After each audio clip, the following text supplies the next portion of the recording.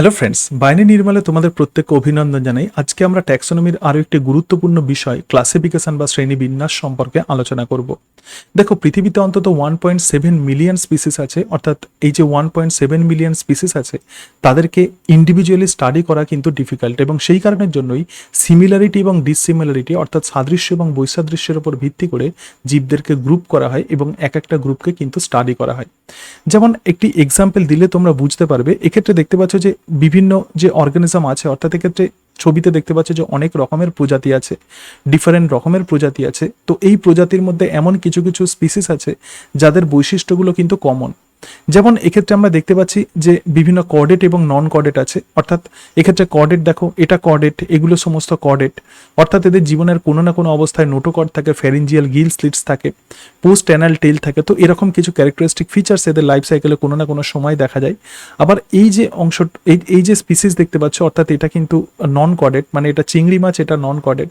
তার সঙ্গে সঙ্গে দেখো এই জায়গাতে যেটা আছে সেটা হচ্ছে নিডারিয়া পর্বের অন্তর্গত প্রাণী, এটা স্পাইডার, তাহলে এরা কিন্তু নন কর্ডেট। তাহলে সাদৃশ্য মানে কি, অর্থাৎ যাদের নোটোকর্ড থাকে লাইফ সাইকেলের কোনো না কোনো স্টেজে, যাদের নোটোকর্ড থাকে তো তারা কিন্তু একই গ্রুপের মধ্যে পড়বে, তো তাদেরকে আমরা বলবো ফাইলাম কর্ডাটা। আবার যাদের নোটোকর্ড থাকে না তারা অন্য ফাইলামের মধ্যে পড়ে। তাহলে এই যে ডিফারেন্ট টাইপের তোমরা যে প্রজাতি দেখতে পাচ্ছ, তো একটা গ্রুপ আমরা করলাম তো ফাইলাম কর্ডাটা, অর্থাৎ এই সমস্ত প্রজাতির কিন্তু ক্যারেক্টারিস্টিক, চারটে ক্যারেক্টারিস্টিক ফিচার্স কিন্তু একই রকম হবে। মানে এই যে ভাল্লুকের যে ক্যারেক্টার্স, তার সঙ্গে সঙ্গে এক্ষেত্রে যে মাছ দেখতে পাচ্ছি হাঙরের ক্যারেক্টার কিন্তু একই হবে, তার সঙ্গে সঙ্গে কুকুর দেখতে পাচ্ছি, বাদুর দেখতে পাচ্ছি, তো এদের ক্যারেক্টার্স কিন্তু একই রকম হবে। মানে এদের লাইফ সাইকেলের জীবনের কোনো না কোনো স্টেজে এদের নোটোকর্ড থাকে, ফ্যারিঞ্জিয়াল গিল স্লিটস থাকে, পোস্ট অ্যানাল টেল থাকে, এবং তো এই সমস্ত ক্যারেক্টার্সগুলো কিন্তু এদের ক্ষেত্রে কমন। তার মানে এদের মধ্যে সিমিলারিটি আছে। এবং বাকি যে সমস্ত অ্যানিমালস যেগুলো বললাম, তো এরা নন কর্ডেট, অর্থাৎ এই সমস্ত বৈশিষ্ট্য এদের দেখা যায় না। তাহলে এই যে সাদৃশ্য এবং বৈসাদৃশ্যের উপর ভিত্তি করে জীবদেরকে গ্রুপিং করার যে প্রসেস, তো তাকেই আমরা বলবো ক্লাসিফিকেশন। আবার দেখো, এক্ষেত্রে যে সমস্ত স্পিসিস আছে এদেরকে আবার অন্য একটা গ্রুপে আমরা ইনক্লুড করছি, তো সেটা হলো ক্লাস ম্যামালিয়া। এই যে সমস্ত অ্যানিমালস গুলো আছে এরা সবাই কিন্তু ম্যামালিয়া। তো ম্যামালিয়া মানে এদের সারা দেহ লোমে ঢাকা থাকবে, বহিঃকর্ণ বা এক্সটার্নাল ইয়ার থাকে। তো এই সমস্ত ক্যারেক্টার্সগুলো কিন্তু এদের কমন। আবার বাকি যে সমস্ত অ্যানিমালস আছে, যেমন এই যে ক্রোকোডাইল দেখতে পাচ্ছ, এটা কিন্তু ম্যামালিয়া নয়। আবার এই যে ফিশ দেখতে পাচ্ছ, এটা কিন্তু ম্যামালিয়া নয়। তাহলে এরা কিন্তু অন্য একটা গ্রুপের মধ্যে চলে যাচ্ছে। তো এই রকম প্রসেসে প্রধানত বিভিন্ন প্রজাতিকে ক্লাসিফিকেশন করার চেষ্টা করা হয়। তো আমি যে প্রসেস বললাম, তো এই প্রসেস কিন্তু একটু সায়েন্টিফিক প্রসেস। যে প্রসেস বললাম এগুলো কিন্তু সায়েন্টিফিক প্রসেস, অর্থাৎ এই প্রসেসে প্রধানত বিভিন্ন প্রজাতিকে ক্লাসিফিকেশন করা হয়, গ্রুপিং করা হয়, এবং গ্রুপিং করে প্রত্যেকটা গ্রুপকে স্টাডি করা হয়। এবং প্রতিটা গ্রুপকে যদি আমরা স্টাডি করি তাহলে অসংখ্য প্রজাতিকে কিন্তু আমরা এট এ টাইম স্টাডি করতে পারি। যেমন এই যে ক্লাস ম্যামালিয়া দেখছো, এই ক্লাস ম্যামালিয়ার যদি ক্যারেক্টার তুমি জানো, মানে তুমি যদি জেনে থাকো, তাহলে কি হবে, তাহলে সমস্ত প্রজাতিকে কিন্তু তুমি একসঙ্গে তুমি স্টাডি করতে পারবে, এবং এটাই হলো ইউটিলিটি। এরকম নয় যে এই স্পিসিসের ক্যারেক্টার তোমাকে আলাদা করে চিনতে হবে, এটাকে আলাদা করে চিনতে হবে। তাহলে এতগুলো যে প্রজাতি আছে এদের সবার কিন্তু ক্যারেক্টার্স কিন্তু কমন। তো এটাই হচ্ছে ক্লাসিফিকেশনের মেন টার্গেট। এক্ষেত্রে জীবদেরকে গ্রুপ করে তারপরে তাদেরকে স্টাডি করা হয়। তো এই ঘটনাকেই আমরা বলবো ক্লাসিফিকেশন বা শ্রেণীবিন্যাস। কিন্তু যেটা বলছিলাম যে বহু প্রাচীনকাল থেকে সায়েন্টিস্টরা বিভিন্নভাবে জীবেদেরকে ক্লাসিফিকেশন করার চেষ্টা করেছেন। তো এবার আমরা দেখব যে কত রকমের ক্লাসিফিকেশন আছে এবং কোন সায়েন্টিস্ট কিভাবে ক্লাসিফিকেশন করার চেষ্টা করেছেন। তো একদম প্রথম যে ক্লাসিফিকেশন, প্রথম টাইপের যে ক্লাসিফিকেশন, তো তাকে আমরা বলবো প্র্যাকটিক্যাল ক্লাসিফিকেশন। এবং এই প্র্যাকটিক্যাল ক্লাসিফিকেশন কিন্তু সব থেকে প্রাচীন। তখন সায়েন্স এত ডেভেলপ করেনি, এবং তার সঙ্গে সঙ্গে জেনেটিক্স, ইভলিউশন, এই সমস্ত ব্রাঞ্চ উন্নত হয়নি। তো সেই সময় বিজ্ঞানীরা এটা চেষ্টা করতেন যে জীবদেরকে খুব সহজভাবে কিভাবে তারা ক্লাসিফাই করবেন। তো একদম উপকারিতা এবং অপকারীর ওপর ভিত্তি করে, মানে বেনিফিশিয়াল এফেক্ট এবং হার্মফুল এফেক্টের ওপর ভিত্তি করে জীবেদেরকে ক্লাসিফিকেশন করার যে প্রসেস, তো তাকেই আমরা বলবো প্র্যাকটিক্যাল ক্লাসিফিকেশন। এবং প্র্যাকটিক্যাল ক্লাসিফিকেশন সব থেকে প্রাচীন। দেখো, একদম প্রাচীনকালে মানুষ এটা জানতো যে কোন জীবগুলো তার উপকার করে এবং কোন জীবগুলো তার অপকার করে। তো সেই অনুযায়ী তারা জীবেদেরকে ক্লাসিফিকেশন করতেন। তো এই টাইপের যে ক্লাসিফিকেশন, তো তাকেই আমরা বলবো প্র্যাকটিক্যাল ক্লাসিফিকেশন। তাহলে প্র্যাকটিক্যাল ক্লাসিফিকেশনে বেনিফিশিয়াল এফেক্ট এবং হার্মফুল এফেক্ট এই দুটোর উপর বেশ করে প্রধানত জীবেদেরকে গ্রুপিং করা হয়। যেমন উপকারী কিছু এনিম্যালস, যেমন কাউ, ডগ আছে, হানিবি আছে, তো এরা সবাই উপকারী। আবার হার্মফুল যে এনিম্যাল যেমন মস্কুইটো, প্লাসমোডিয়াম, এরা হার্মফুল। তাহলে এটা একটা গ্রুপ হয়ে যাচ্ছে। এবং তার সঙ্গে সঙ্গে এই যে হার্মফুল যেগুলো আছে, তো এটা একটা গ্রুপ হয়ে যাচ্ছে। তো এই টাইপের যে ক্লাসিফিকেশন, তো তাকেই আমরা বলবো প্র্যাকটিক্যাল ক্লাসিফিকেশন। কিন্তু এক্ষেত্রে দেখো এই প্র্যাকটিক্যাল ক্লাসিফিকেশনের একটা ড্রব্যাকস কি, এর ড্রব্যাকস হচ্ছে আনরিলেটেড অর্গানিজমরা প্রধানত সেম গ্রুপে চলে আসবে। সুতরাং আনরিলেটেড যে সমস্ত জীব আছে তারা কিন্তু একই গ্রুপের মধ্যে চলে আসে। তো এটাই কিন্তু প্র্যাকটিক্যাল ক্লাসিফিকেশনের ড্রব্যাকস। অর্থাৎ কাউ এবং ডগ এরা কিন্তু কর্ডেট, আবার হানিবি কিন্তু নন কর্ডেট, কিন্তু তবুও তাদেরকে আমরা একটা গ্রুপেই রেখে দিই, তো সেটা হলো তারা বেনিফিশিয়াল অর্গানিজম। আবার দেখো মস্কুইটো কিন্তু ফাইলাম আর্থ্রোপোডা, আবার প্লাসমোডিয়াম কিন্তু ফাইলাম প্রোটোজোয়া, কিন্তু তবুও তাদেরকে আমরা একটা গ্রুপে রেখে দিচ্ছি, তো সেটা হলো হার্মফুল তারা অর্গানিজম। তো এটাই হচ্ছে এই প্র্যাকটিক্যাল ক্লাসিফিকেশনের ড্রব্যাকস। এরপরে যে ক্লাসিফিকেশন এলো প্র্যাকটিক্যাল ক্লাসিফিকেশনে, তো তাকে আমরা বলবো আর্টিফিশিয়াল ক্লাসিফিকেশন। দেখো আর্টিফিশিয়াল ক্লাসিফিকেশনে কিন্তু একটু সায়েন্টিফিক অ্যাটিটিউড এক্ষেত্রে ফলো করা হয়। এক্ষেত্রে কি করা হয়, যেমন আগে আমরা যেটা দেখলাম যে কেবলমাত্র ব্যবহার এবং অব্যবহারের উপর ভিত্তি করে প্র্যাকটিক্যাল ক্লাসিফিকেশন, কিন্তু আর্টিফিশিয়াল ক্লাসিফিকেশনে দেখো মরফোলজিক্যাল ক্যারেক্টার দেখা হয়, অর্থাৎ জীবের এক্সটার্নাল ফিচার্স দেখা হয়, মানে বাইরে থেকে একটা জীবকে কেমন দেখতে, তো তার উপর বেশ করে জীবেদেরকে ক্লাসিফিকেশন করা হয়। তো এই টাইপের যে ক্লাসিফিকেশন সেটা কিন্তু আর্টিফিশিয়াল, মানে এই ক্লাসিফিকেশন কিন্তু প্র্যাকটিক্যাল ক্লাসিফিকেশনের থেকে কিন্তু উন্নত। এবং এক্ষেত্রে জীবেদের হ্যাবিটেট এবং হ্যাবিটকেও কিন্তু এক্ষেত্রে স্টাডি করা হয়। তাহলে হ্যাবিটেট এবং তার সঙ্গে সঙ্গে মরফোলজিক্যাল ক্যারেক্টারের উপর ভিত্তি করে জীবেদেরকে ক্লাসিফিকেশন করার যে প্রসেস, তো তাকেই আমরা বলবো আর্টিফিশিয়াল ক্লাসিফিকেশন। এবং আর্টিফিশিয়াল ক্লাসিফিকেশন দেখো প্রথম করেছিলেন যে সায়েন্টিস্ট, তো তিনি হলেন অ্যারিস্টটল এনিম্যালসকে দুটো গ্রুপে ভাগ করেছিলেন, একটি এনাইমা এবং আর একটা অ্যানাইমা। তো এনাইমা মানে রেড ব্লাডেড এনিম্যালস এবং অ্যানাইমা মানে কিন্তু যাদের রক্তের রং লাল নয়। তাহলে যে সমস্ত এনিম্যালসের রক্তের রং লাল তাদেরকে তিনি একটি গ্রুপে রেখেছিলেন, তো সেটাই হলো এনাইমা।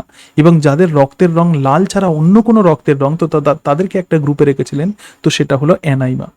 তার মানে এখান থেকে আমরা কি বুঝতে পারছি, এটা একটা সায়েন্টিফিক অ্যাটিটিউড। দেখো ক্লাসিফিকেশনে কিন্তু একটা সায়েন্টিফিক অ্যাটিটিউড তৈরি করে দিচ্ছেন বিজ্ঞানী অ্যারিস্টটল, এবং তিনি জীবেদেরকে গ্রুপ করছেন এবং সেই গ্রুপের নাম দিচ্ছেন। তো এই ধরনের যে ক্লাসিফিকেশন, তাহলে আমরা মরফোলজি দেখে আমরা বুঝতে পারছি যে কাদের রক্তের রং লাল এবং কাদের রক্তের রং লাল নয়। মরফোলজি বলতে এটা একটা ইম্পর্টেন্ট ক্যারেক্টার্স। তো এই ক্যারেক্টার্স দেখে যখন আমরা জীবেদেরকে, মানে একটি বা মাত্র কয়েকটি ক্যারেক্টার্স দেখে আমরা জীবেদেরকে ক্লাসিফিকেশন করছি। এবং থিওফ্রাস্টাস, তো অ্যারিস্টটলের যে সুযোগ্য ছাত্র, তাকে বলা হয় ফাদার অফ বোটানি। তিনি প্ল্যান্টসকে হার্বস, শ্রাবস এবং ট্রিজ এই তিনটে ক্যাটাগরিতে ভাগ করেছিলেন। হার্বস মানে কি, হার্বস মানে হলো ছোট ছোট, মানে ছোট্ট একদম রসালো উদ্ভিদ। আবার শ্রাবস মানে বৃক্ষ নয় কিন্তু একটু বড় উদ্ভিদ, এবং ট্রি মানে বড় বড় বৃক্ষ। তো এই অনুযায়ী তাদের মরফোলজি দেখে বিজ্ঞানী থিওফ্রাস্টাস যে ক্লাসিফিকেশন করেছিলেন, তো তাকেই আমরা বলবো আর্টিফিশিয়াল ক্লাসিফিকেশন। আবার দেখো প্লিনি দা এল্ডার প্রধানত যে সমস্ত এনিম্যালস উঠতে পারে তাদেরকে একটা গ্রুপে রেখেছিলেন, যারা উঠতে পারে না তাদেরকে একটা গ্রুপে রেখেছিলেন। এবং সব থেকে গুরুত্বপূর্ণ যে আর্টিফিশিয়াল ক্লাসিফিকেশন, প্রচুর পরীক্ষাতে প্রশ্ন দেওয়া হয়, তো ক্যারোলাস লিনিয়াসের সেক্সুয়াল সিস্টেম অফ ক্লাসিফিকেশন, তিনি সেক্স অর্গানের নাম্বারের উপর ভিত্তি করে এনজিওস্পার্মকে তিনি 24টা গ্রুপে ভাগ করেছিলেন।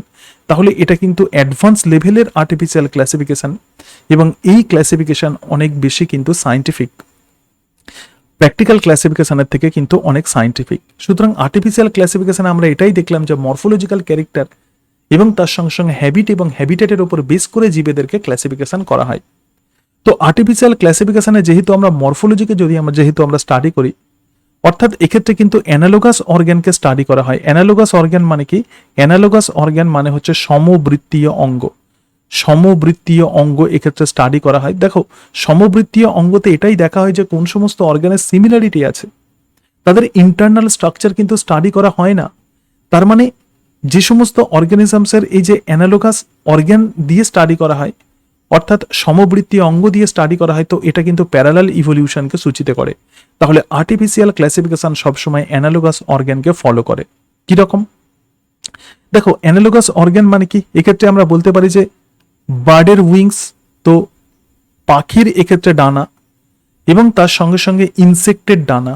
তো এদের দুটো ডানাই কিন্তু উড়তে সাহায্য করে। তার মানে কি এদের মধ্যে সিমিলারিটি আছে। তো আর্টিফিশিয়াল ক্লাসিফিকেশন অনুযায়ী দেখো এক্ষেত্রে প্লিনি দ্য এল্ডার যেটা বলছেন যে সমস্ত এনিম্যালস উড়তে পারে, যেমন বার্ড উঠতে পারে, ইনসেক্ট উঠতে পারে, তাহলে এরা একটা গ্রুপের মধ্যে থাকবে। আবার যারা উড়তে পারে না তারা একটা গ্রুপের মধ্যে থাকে। সুতরাং আমি একটা এক্সাম্পল দিচ্ছি যে সমবৃত্তীয় অঙ্গের উপর ভিত্তি করে তাহলে বার্ড এবং ইনসেক্ট এই দুটো কিন্তু একই গ্রুপের মধ্যে থাকবে আর্টিফিশিয়াল ক্লাসিফিকেশন অনুযায়ী, এবং এই জায়গাতেই কিন্তু আর্টিফিশিয়াল ক্লাসিফিকেশনের ড্রব্যাকস। অ্যাকচুয়ালি বার্ড এবং ইনসেক্ট এরা কিন্তু ডিস্ট্যান্টলি রিলেটেড গ্রুপ, কিন্তু তবুও এই ডিস্ট্যান্টলি রিলেটেড গ্রুপকে কিন্তু একই গ্রুপের মধ্যে রাখা হচ্ছে, সেটা হচ্ছে যে সমস্ত অ্যানিমালস উড়তে পারে। তো বার্ডের উইংস এবং ইনসেক্টের উইংস যে সমস্ত অঙ্গ উৎপত্তি এবং গঠনগত দিক দিয়ে আলাদা কিন্তু কার্যগতভাবে একই, যেহেতু এদের ফাংশন একই, তো সেই জন্য এরা কিন্তু অ্যানালোগাস অর্গান। সুতরাং এই যে বার্ড উইংস, দেখো বার্ডের উইংসকে যদি আমরা পরীক্ষা করি, এক্ষেত্রে হিউমেরাস, রেডিয়াস, আলনা, কার্পাল, মেটাকার্পাল ইত্যাদি বিভিন্ন স্ট্রাকচার দেখতে পাই। এবার ইনসেক্টের মধ্যে আবার ভেন্স প্লাস কিন্তু এরকম হিউমেরাস, রেডিয়াস, আলনা দেখা যায় না। তার মানে এই দুটো গ্রুপ কিন্তু ডিস্ট্যান্টলি রিলেটেড, কিন্তু তবুও তাদেরকে আমরা একই গ্রুপে রাখছি, এবং এটাই হচ্ছে আর্টিফিশিয়াল ক্লাসিফিকেশনের ড্রব্যাকস। তো বার্ডের উইংস দেখো একটা লাইনে তার ইভলিউশন হয়েছে, আবার ইনসেক্টের উইংস অন্য লাইনে ইভলিউশন হয়েছে, কিন্তু ইভলিউশন যেরকমই হোক না কেন তারা কিন্তু একই রকম কাজ করছে। তো একেই আমরা বলবো প্যারালাল ইভলিউশন।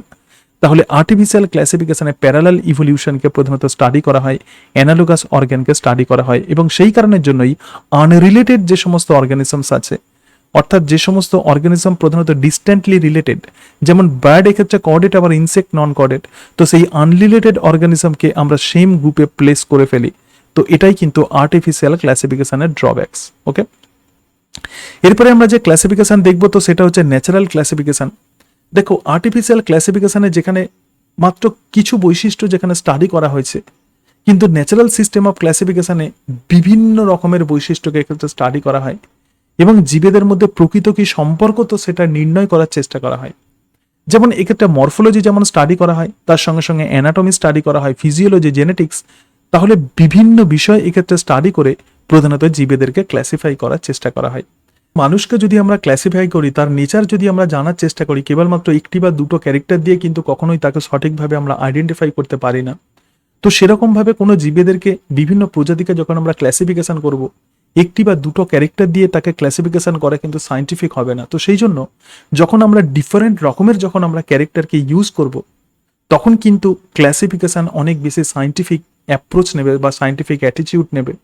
তো ন্যাচারাল ক্লাসিফিকেশনে ঠিক এটাই করা হয়, যে বিভিন্ন রকমের ক্যারেক্টারের ক্ষেত্রে অ্যানালাইসিস করে জীবেদেরকে গ্রুপিং করা হয়। মরফোলজি, অ্যানাটমি, ফিজিওলজি, জেনেটিক্স, বিভিন্ন রকমের ক্যারেক্টারের ক্ষেত্রে বিভিন্ন প্রজাতির অ্যানালাইসিস করা হয়, এবং এক্ষেত্রে কিন্তু অবভিয়াসলি হোমোলজি স্টাডি করা হয়। এবং হোমোলজি স্টাডি করলে আমরা জীবেদের মধ্যে প্রকৃত কি সম্পর্ক আছে, তাদের মধ্যে যে ন্যাচারাল রিলেশন আছে, সেটা কিন্তু সহজেই আমরা নির্ণয় করতে পারি। কিরকম?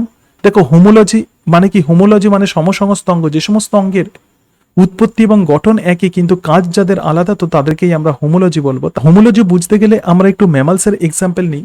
তো ম্যামালস প্রধানত বিভিন্ন জায়গাতে থাকে।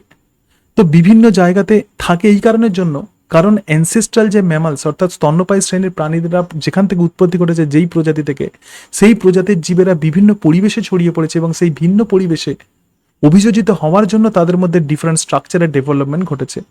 যেমন এক্সাম্পল দিই, যেমন ধরা যাক মাংকি আছে। তো মাংকি প্রধানত গাছেতে থাকে, সেই জন্য এদের ক্ষেত্রে যে অ্যাডাপ্টেশন সেটা আর্বোরিয়াল অ্যাডাপ্টেশন। আবার ডলফিন আছে, আবার এক্ষেত্রে হর্স আছে, আবার ধরে রাখো বাদুর আছে, ব্যাট আছে। ব্যাটের ক্ষেত্রে প্যাটাচিয়া, সুতরাং ব্যাট প্রধানত উড়তে পারে। আবার হর্স খুব জোরে দৌড়তে পারে। তো এই টাইপের যে অ্যাডাপ্টেশন, তো তাকে আমরা বলবো কার্সোরিয়াল অ্যাডাপ্টেশন। কার্সোরিয়াল যেটা খুব জোরে দৌড়তে পারে। আবার এক্ষেত্রে কি, এটা হচ্ছে ভোল্যান্ট অ্যাডাপ্টেশন, মানে এরা উঠতে পারে। আবার ডলফিন কি, ডলফিনে আমরা অ্যাকোয়াটিক অ্যাডাপ্টেশন দেখতে পাই। আবার মাংকিতে আমরা যে অ্যাডাপ্টেশন দেখবো সেটা হচ্ছে আর্বোরিয়াল অ্যাডাপ্টেশন। তাহলে ভিন্ন পরিবেশে কিন্তু এই অ্যানসেস্ট্রাল থেকে বিভিন্ন স্ট্রাকচারের ডেভেলপমেন্ট ঘটেছে। মাংকির হ্যান্ড, ডলফিনের যদি ফ্লিপার বা তিমির ফ্লিপার, হর্সের যদি বা এক্ষেত্রে ঘোড়ার যদি অগ্রপদ এবং বাদুরের যদি ডানাকে দেখি, তাহলে তাদের কিন্তু বেসিক স্ট্রাকচার সেম। তো এখান থেকে এটাই প্রমাণিত হয় যে এই সমস্ত অ্যানিমেলসগুলো প্রিভিয়াসলি কোনো না কোনোভাবে তারা কিন্তু রিলেটেড ছিল, অর্থাৎ এরা ক্লোজলি রিলেটেড। তার মানে এরা কিন্তু একই গ্রুপের মধ্যে পড়বে। তো এইভাবে হোমোলজির সাহায্যে বিভিন্ন প্রজাতির জীবেদেরকে গ্রুপিং করা হয়, অর্থাৎ তাদের মধ্যে প্রকৃত কি সম্পর্ক, তাদের মধ্যে অ্যাকচুয়ালি ন্যাচারালি কোনো রিলেশনশিপ আছে কিনা, তো সেটা নির্ণয় করা হয় ন্যাচারাল ক্লাসিফিকেশনের সাহায্যে। সুতরাং আর্টিফিশিয়াল ক্লাসিফিকেশনে যেখানে অ্যানালজিকে স্টাডি করা হয়, ন্যাচারাল সিস্টেম অফ ক্লাসিফিকেশনে সেখানে হোমোলজিকে স্টাডি করা হয়, এবং এই জায়গাতে বিভিন্ন জীবের মধ্যে পারস্পরিক সম্পর্ক নির্ণয়ের জন্য এক্ষেত্রে কিন্তু কোনো রকম ফসিলকে স্টাডি করা হয় না। সুতরাং এই জায়গাতে কোনো ফসিল স্টাডি করা হয় না। সেই জন্য সহজেই আমরা জীবেদের ন্যাচারাল বৈশিষ্ট্যকে বা তাদের মধ্যে ন্যাচারাল রিলেশনশিপকে আমরা সহজেই কিন্তু বের করতে পারি। তো এই টাইপের যে ক্লাসিফিকেশন দিয়েছিলেন, দেখো বেন্থাম এবং হুকার সব থেকে most modern natural system of classification দিয়েছিলেন তার লেখা বই জেনেরা প্ল্যান্টেরামে। ক্যারোলাস লিনিয়াসের এনিম্যালের যে ক্লাসিফিকেশন, তো সিস্টেমা নেচারি গ্রন্থের 10 নম্বর এডিশনে তিনি প্রাণী জগতের যে ক্লাসিফিকেশন দিয়েছিলেন, তো সেটা কিন্তু ন্যাচারাল সিস্টেম অফ ক্লাসিফিকেশনের এক্সাম্পল। তাহলে দেখো ক্যারোলাস লিনিয়াস কিন্তু আর্টিফিশিয়াল সিস্টেম অফ ক্লাসিফিকেশন দিয়েছিলেন, তো সেটা ছিল sexual system of classification in case of plants group. আবার দেখো তার সিস্টেমা নেচারি গ্রন্থের 10ম সংস্করণে তিনি এনিম্যালের যে ক্লাসিফিকেশন করেছিলেন, তো সেটা কিন্তু ন্যাচারাল সিস্টেম অফ ক্লাসিফিকেশন। তার ক্লাসিফিকেশন কিন্তু খুব গুরুত্বপূর্ণ। তো লিনিয়াসের যে এনিম্যাল এর যে ক্লাসিফিকেশন তার সিস্টেমা নেচারি গ্রন্থের 10ম সংস্করণে এনিম্যালের যে ক্লাসিফিকেশন দিয়েছিলেন, যে ক্লাসিফিকেশন স্কিম দিয়েছিলেন, তো সেটা কিন্তু ন্যাচারাল সিস্টেম অফ ক্লাসিফিকেশন। এবং তার সঙ্গে সঙ্গে আমরা দেখলাম যে তিনি আর্টিফিশিয়াল সিস্টেম অফ ক্লাসিফিকেশনও দিয়েছিলেন, তো সেক্সুয়াল সিস্টেম অফ ক্লাসিফিকেশন। সেক্ষেত্রে সেক্স অর্গানের নাম্বারের উপর ভিত্তি করে তিনি অ্যাঞ্জিওস্পার্মকে 24টা গ্রুপে ভাগ করেছিলেন, সেটা ছিল আর্টিফিশিয়াল ক্লাসিফিকেশন। এবং লিনিয়াসের এনিম্যাল যে ক্লাসিফিকেশন, তো সেটা কিন্তু ন্যাচারাল সিস্টেম অফ ক্লাসিফিকেশন। অনেক সময় আমরা কনফিউজড হয়ে যাই যে কোনো বইতে লেখা থাকে যে লিনিয়াসের সিস্টেম অফ ক্লাসিফিকেশন আর্টিফিশিয়াল নাকি ন্যাচারাল। তাহলে লিনিয়াসের প্ল্যান্টসের যে ক্লাসিফিকেশন সেটা আর্টিফিশিয়াল, কিন্তু এনিম্যালের যে ক্লাসিফিকেশন সেটা কিন্তু ন্যাচারাল সিস্টেম অফ ক্লাসিফিকেশন। এরপরে আমরা দেখবো যে লাস্ট টাইপের সিস্টেম অফ ক্লাসিফিকেশন, তো সেটি হলো ফাইলোজেনেটিক সিস্টেম অফ ক্লাসিফিকেশন। এক্ষেত্রে জীবদের বিবর্তনগত ইতিহাস নিয়ে আলোচনা করা হয়। ধরা যাক আমরা যদি এইরকম ভাবে জীবেদের বিবর্তনগত ইতিহাস বলতে কি, এবং এই জায়গাতে কিন্তু ফসিল অত্যন্ত গুরুত্বপূর্ণ ভূমিকা পালন করে, কারণ জীবেদের ইভলিউশনারি রিলেশন নির্ণয় করতে গেলে অবশ্যই কিন্তু এক্ষেত্রে ফসিলের কিন্তু প্রয়োজন হয়। যেমন ধরা যাক এক্ষেত্রে তোমরা দেখতে পাচ্ছ যে বিভিন্ন প্রজাতি, এক্ষেত্রে আমরা দেখতে পাচ্ছি যে কর্ডাটা, একাইনোডার্মাটা, আর্থ্রোপোডা, অ্যানেলিডা আছে, শামুক, ঝিনুক ইত্যাদি বিভিন্ন প্রজাতি আছে। তো এই বিভিন্ন প্রজাতির যদি ব্যাকগ্রাউন্ডে আমরা যদি ইতিহাস দেখি, তাহলে কোনটা কোন গ্রুপ থেকে ডেভেলপ করেছে, তো সেটা আমরা সহজেই বুঝতে পারি।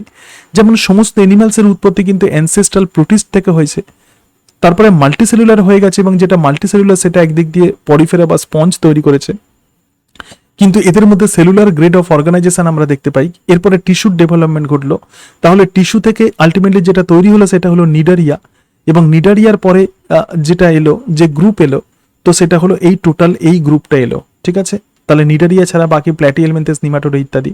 আবার আমরা সিমেট্রি দেখবো, তো বাইলেটারাল সিমেট্রি, তো বাইলেটারাল সিমেট্রি আবার সবার মধ্যে বাইলেটারাল সিমেট্রি দেখা যায়। তারপরে বডি ক্যাভিটি, অর্থাৎ আমি যেটা বলতে চাইছি যে জীবীদের মধ্যে এইভাবে রিলেশন প্রধানত নির্ণয় করে এবং তাদের বিবর্তনগত ইতিহাস প্রধানত এক্ষেত্রে দেখা হয়। যেমন এই স্পিসিসের বিবর্তনগত ইতিহাস কিন্তু টোটাল এই ফাইলোজেনেটিক ট্রিতে কিন্তু রিফ্লেক্ট করছে।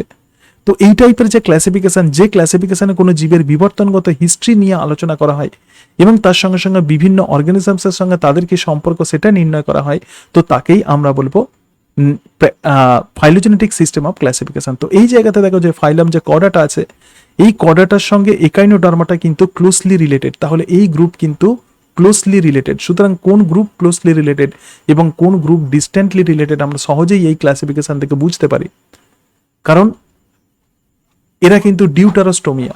আবার দেখো এই সমস্ত অর্গানিজমসগুলো, অর্থাৎ এই যে পরিফেরা আছে, পরিফেরা কর্ডাটার সঙ্গে ডিস্ট্যান্টলি রিলেটেড। তো এরকম ভাবেই প্রধানত ক্লাসিফিকেশন করার চেষ্টা করা হয় এবং প্রত্যেকটা প্রজাতির ইভলিউশনারি হিস্ট্রি প্রধানত বের করার চেষ্টা করা হয়। তো এই ধরনের যে ক্লাসিফিকেশন, তো তাকেই আমরা বলবো ফাইলোজেনেটিক সিস্টেম অফ ক্লাসিফিকেশন। এবং অবশ্যই কোনো জীবের ইভলিউশনারি হিস্ট্রি স্টাডি করতে গেলে কিন্তু ফসিলস অত্যন্ত গুরুত্বপূর্ণ হয়ে যায়, এবং যেহেতু ফসিল সবসময় পাওয়া যায় না, তো সেই জন্য ফাইলোজেনেটিক সিস্টেম অফ ক্লাসিফিকেশনে অনেক সময় জীবের বিবর্তনগত ইতিহাস অনেক সময় ব্রেক করে যায়। আমরা যখন বিবর্তনগত ইতিহাস খুঁজতে যাই তখন কিন্তু কমপ্লিট ইভলিউশনারি হিস্ট্রি আমরা দেখতে পাই না, এবং সেই কারণের জন্যই ফাইলোজেনেটিক সিস্টেম অফ ক্লাসিফিকেশনের কোনো রকম প্র্যাকটিক্যাল ইউজ নেই, নো প্র্যাকটিক্যাল ইউজ। সুতরাং এর কোনো রকম প্র্যাকটিক্যাল ইউজ নেই। তো এই জায়গাতে কিন্তু natural system of classification mainly এক্ষেত্রে ইউজ করা হয়, কারণ বিভিন্ন ক্যারেক্টার সেক্ষেত্রে আলোচনা করা হয়। কিন্তু ফাইলোজেনেটিক সিস্টেম অফ ক্লাসিফিকেশনে কেবলমাত্র জীবের বিবর্তনগত ইতিহাস দেখা হয় এবং ফসিল গুরুত্বপূর্ণ হয়। ফসিলের সাহায্যে আমরা বুঝতে পারি যে কোন স্পিসিস কিভাবে তার ইভলিউশন হয়েছে, এবং সেই জন্য ফাইলোজেনেটিক সিস্টেম অফ ক্লাসিফিকেশনকে অনেকে ক্ল্যাডিস্টিক্সও বলেছেন। তো এক্ষেত্রে অ্যানসেস্টার কোনো অর্গানিজমস থেকে কিভাবে বিভিন্ন মডার্ন প্রজাতির উৎপত্তি ঘটে, তো সেই সম্পর্কে যে স্টাডি, তো তাকেই আমরা বলবো ক্ল্যাডিস্টিক্স। তাহলে ফাইলোজেনেটিক সিস্টেম অফ ক্লাসিফিকেশনে যেহেতু বিভিন্ন প্রজাতির ইভলিউশনের হিস্ট্রি যেহেতু দেখা হয়, তো সেই জন্য একে অনেকে ক্ল্যাডিস্টিক্সও বলেছেন। প্রথম এই ফাইলোজেনেটিক সিস্টেম অফ ক্লাসিফিকেশন দিয়েছিলেন বিজ্ঞানী ইংলার এবং প্র্যান্টল। হাচিনসনের ক্লাসিফিকেশন, তাক্তা জাহানের এবং ক্রনকুইস্টের ক্লাসিফিকেশন, সমস্ত বোটানিক্যাল ক্লাসিফিকেশন, প্ল্যান্টসের ক্লাসিফিকেশন, এগুলোও কিন্তু ফাইলোজেনেটিক সিস্টেম অফ ক্লাসিফিকেশনের মধ্যে পড়ে। তাহলে দেখো, এই হচ্ছে ক্লাসিফিকেশনের বিভিন্ন বিষয়, যেটা তোমাদের মধ্যে কনফিউশন হয় যে কোন সায়েন্টিস্ট কোন ধরনের ক্লাসিফিকেশন দিয়েছিলেন। এই অংশগুলো ভালো করে মাথায় রাখবে। ইংলার, প্র্যান্টেলের ক্লাসিফিকেশন, হাচিনসন, তাক্তাজান, ক্রনকুইস্টের ক্লাসিফিকেশন, এবং যেগুলো ইম্পর্টেন্ট তোমাদেরকে বললাম।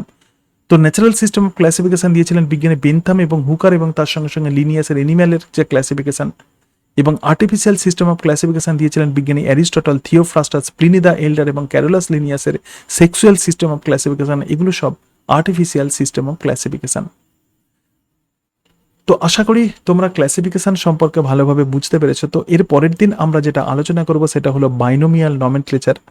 তো বিভিন্ন পোর্শন, ক্লাস 11-এর এই বিভিন্ন পোর্শন নিয়ে আমি আলোচনা করছি। তো এটা যেমন ক্লাস 11-এ তোমাদের প্রয়োজন, তার সঙ্গে সঙ্গে তোমরা যারা নিটের জন্য প্রিপারেশন নিচ্ছ তাদের ক্ষেত্রেও কিন্তু গুরুত্বপূর্ণ। এই ক্লাসগুলো তোমরা যদি দেখো তাহলে দেখবে যে ট্যাক্সোনমি তোমাদের একদম গ্রিপের মধ্যে চলে আসবে। আজকে তাহলে এই পর্যন্তই। সকলে ভালো থেকো। So thank you and that's it.